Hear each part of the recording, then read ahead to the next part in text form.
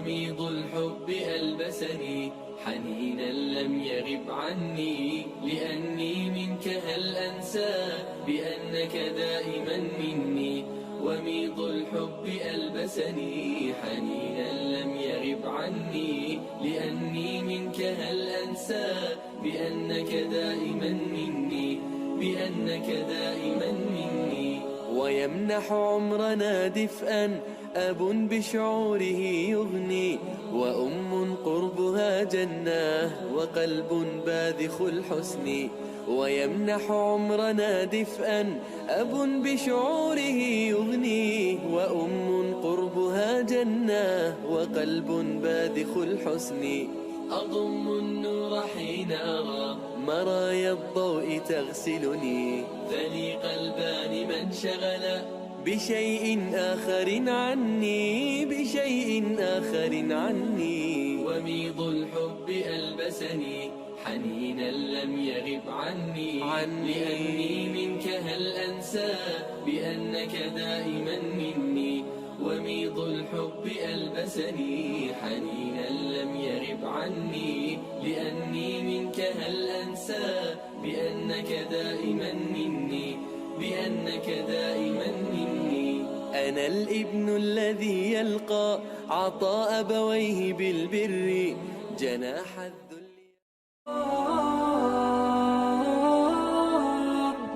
We'll be discussing the rulings in performing Hajj and Umrah during the pandemic and the implications as well as its relations with Sharia and law. Of course, in discussing these issues, there might be several important questions that we are going to discuss, such as, first, what is the relations between COVID-19 rulings and Sharia? Second, what are the rulings made for different countries?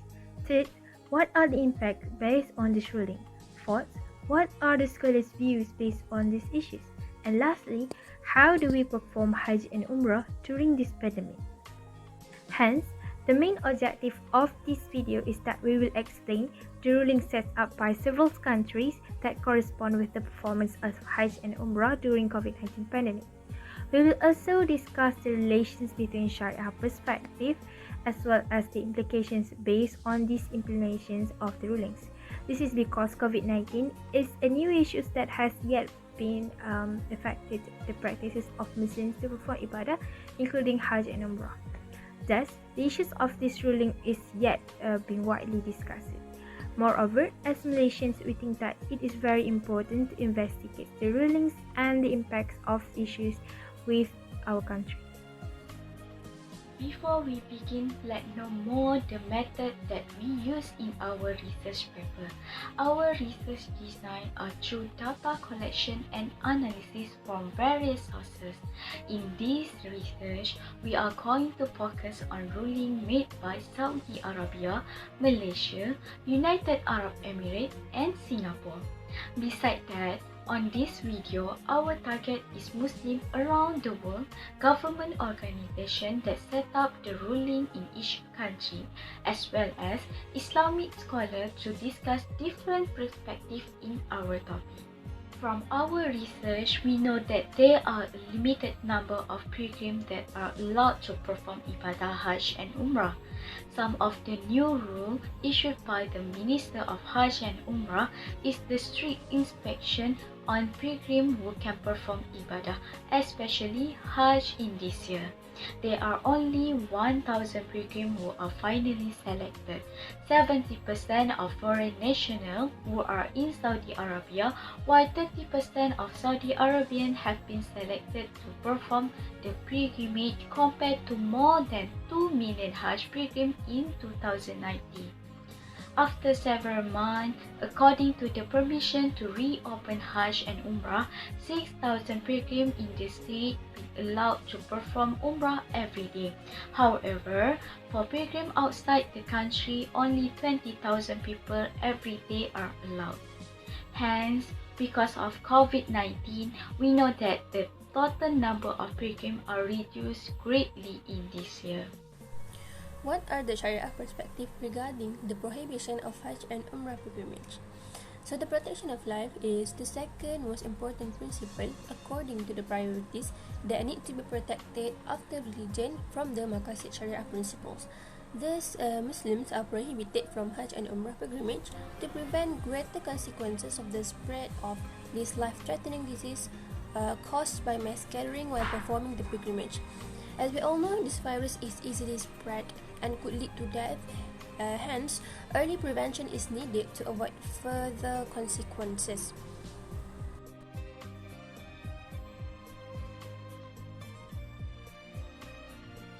According to Malaysian law on prohibitions in Umrah, on March 2020, the Prime Minister Tan Sri Muhyiddin Yassin had announced that the first nationwide restrictions of movement order will be implemented throughout the country. During the MCO, there were several rules and prohibitions that were imposed under the Control and Prevention of Infectious Disease Act 1988 as well as the Police Act 1967. For instance, under the Act, it is also a complete travel restrictions for all Malaysians to go overseas, and thus it also includes the ban of pilgrimage to Umrah. Meanwhile, on provisions in Hajj, on 11 June 2020, the Ministry of Religious Affairs of Malaysia had announced that Hajj pilgrims of Malaysia are on suspension to perform Hajj for the years of 1441 Hijrah. According to the ruling in Saudi Arabia decided to suspend the admission of pilgrims to perform Hajj and Umrah in Mecca at the end of February this year. On 6 June, the government of Saudi Arabia, together with the Minister Hajj and Umrah of Saudi Arabia, had announced the postponement of the Hajj and Umrah pilgrim from overseas this year as the COVID-19 pandemic situation worsened.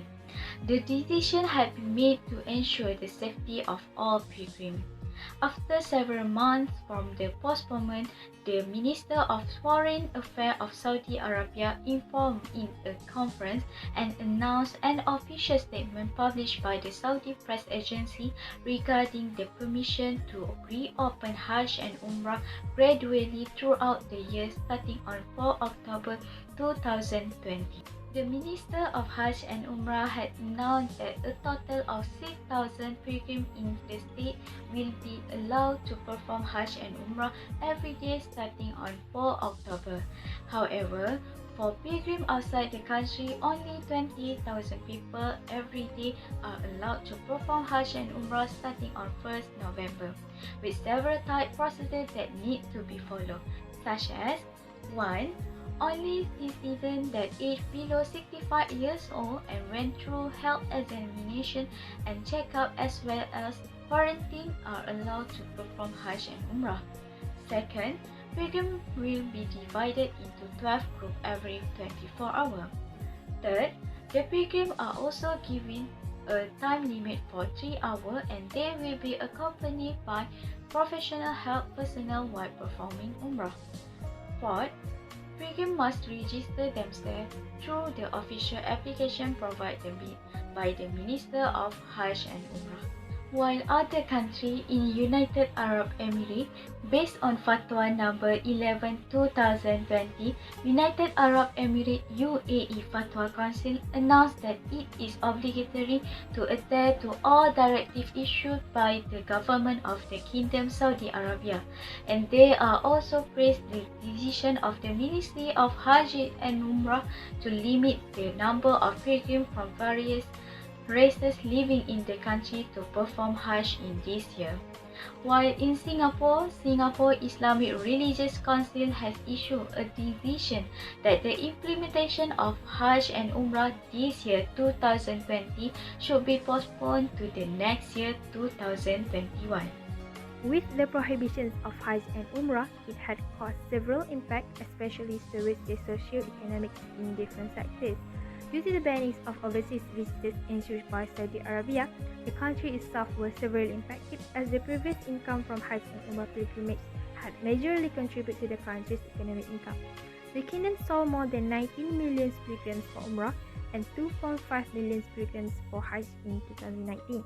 Combined, they contribute to approximately $12 billion or 7% of total GDP and 20% of its own non-oil GDP.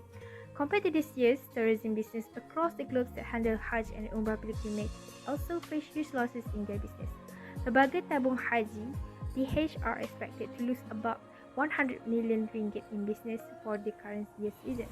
Other examples is when Chief Executive Officer of State Travel and Tourism Dr. Fatri Badir Al-Haddad said that ruling made by Saudi Arabia in March had caused his companies to bear losses as much as 600,000 ringgit.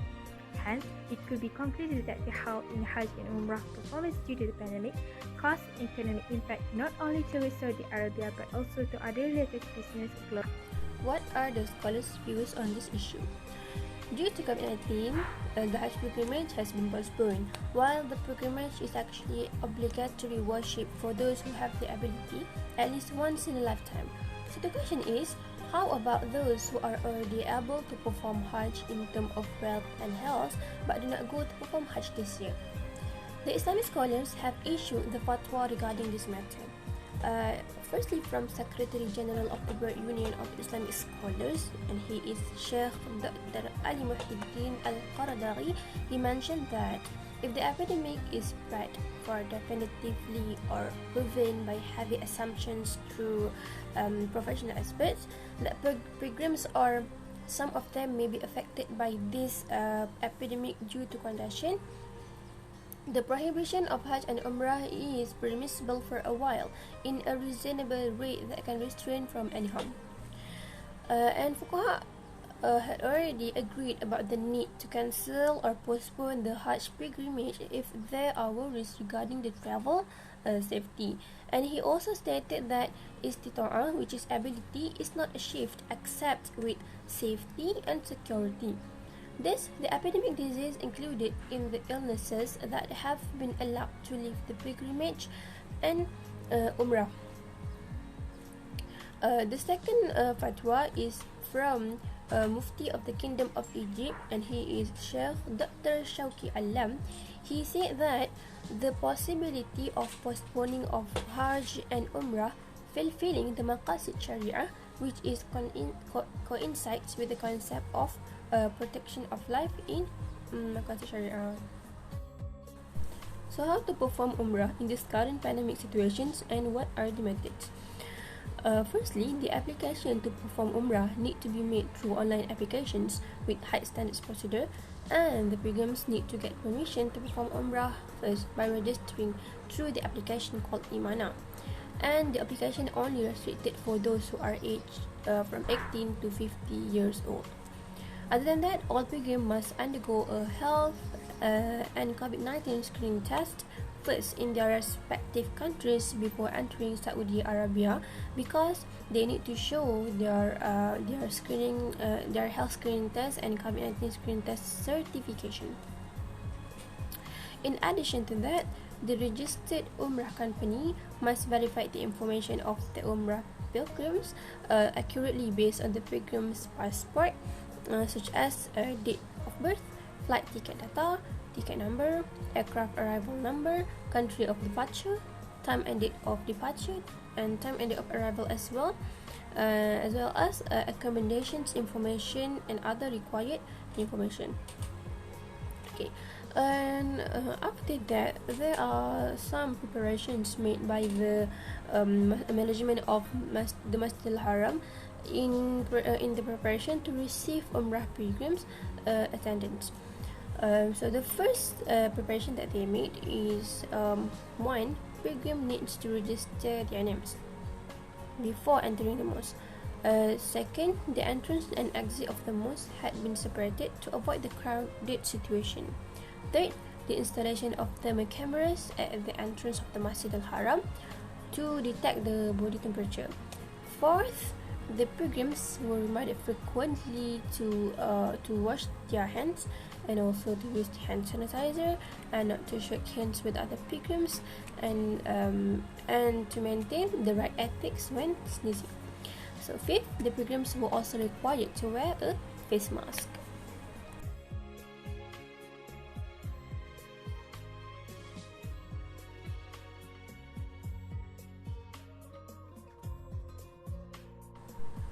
Before we end, it can be concluded from our study that the rulings in performing Hajj and Umrah during the pandemic had caused several implications, especially in socio-economic sectors as well as in the method of performing Hajj and Umrah during the pandemic. And we also get to know what scholars' opinion on this issue. So that's all from us. Thank you for listening. Assalamualaikum warahmatullahi wabarakatuh.